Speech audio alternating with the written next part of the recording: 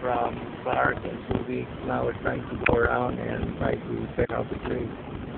That's Joanna. Just visited the place about 19 years, yeah. So, niligo ako eh. So, ayan yung pamilya ko, si Angelica, at si Gina.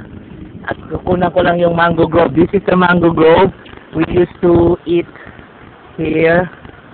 And down there is the rice field. Ayan, nandito kami nila Willie ngayon.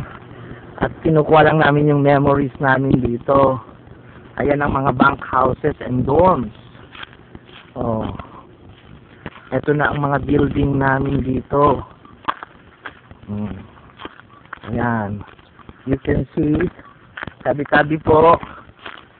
We're happy to be back here, and there are so many good memories we shared here, and it's nice to be back.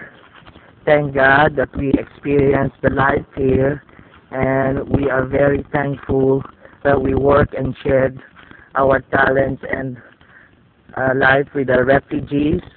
This is our dorms. These are dorms here, and down there is the field, and this is the Mango Grove. Yeah, as you can see, I'm here together with my family and my good friend Willie and Joanna, Mr. and Mrs. Genzona, and we are here to visit the place of Subic, and we headed here in Morong.